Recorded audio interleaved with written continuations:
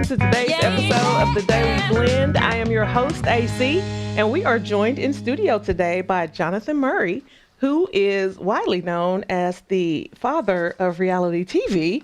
Jonathan, welcome to The Daily Blend. Thank you. I appreciate you not saying grandfather. No, I would never say grandfather, ever. How are you, Jonathan? I'm great. It's always fun to be back in Colombia. Columbia's a great place to be. It is, and I brought good weather with me, so. It appears that you did. Yeah. You just missed what was. Oh, I saw.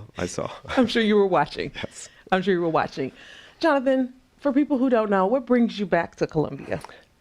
Well, I've been coming to True False for many years, and a number of years ago, about 10 years ago, we decided to start this documentary journalism project within the School of Journalism, and so I'm back here today. It's been thriving, and I'm back here to put a little more gas in the engine to keep it going forward. Well, we appreciate the gas in the engine for sure.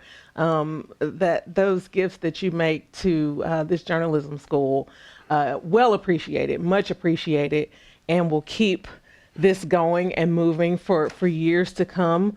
Why is this so important to you to come back to your alma mater and keep adding those gas injections to this engine?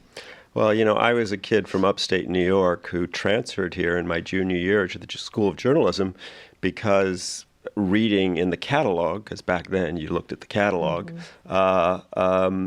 I really love the idea of sort of the Missouri method, this idea of taking classes, but also alongside those classes working in a newspaper or a television station or a radio station, really sort of that practical experience.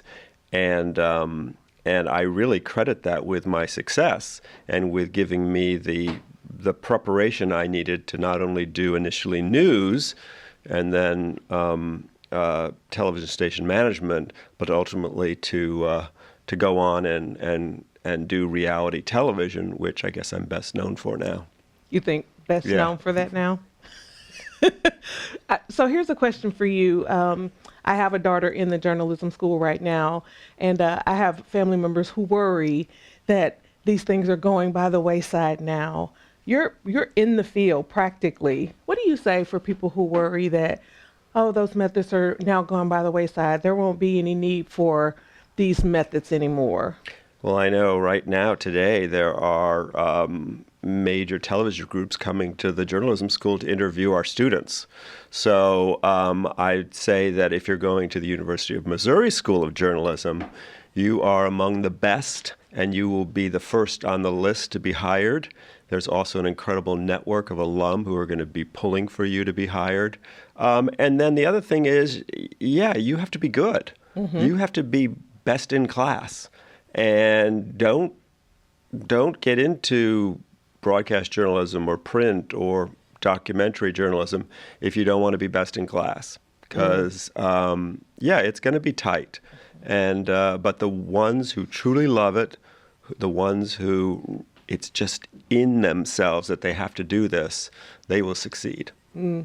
So I would be remiss if I didn't ask you a little about your foray into reality television. Sure. Jonathan, was that intentional, or was that something that you just kind of said, this might work? Yeah, I mean, after doing, 5 or 6 years of doing television news, producing it, I wanted to tell longer stories. And so at the television stations I was working at, I started to go in and say, hey, I think we should do a documentary on this. We can use our anchor person, and it'll be great for them. It'll be great to explore this issue with more depth. And I really fell in love with the documentary form and with the sort of long-form storytelling.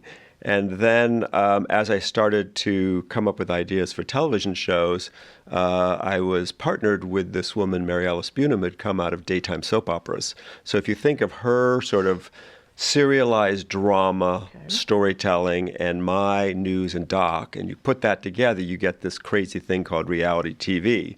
And our first show, of course, was The Real World on MTV, where you had 7 strangers coming together to live together. They would have conflict because we normally don't live together with people different from us with different experiences.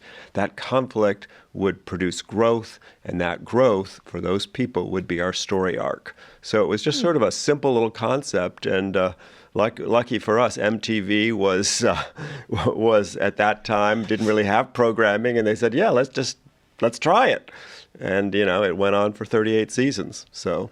And spun off Road Rules and The Challenge, and really prepped us to do shows like The Simple Life, and ultimately Keeping Up with the Kardashians. Could you ever have imagined?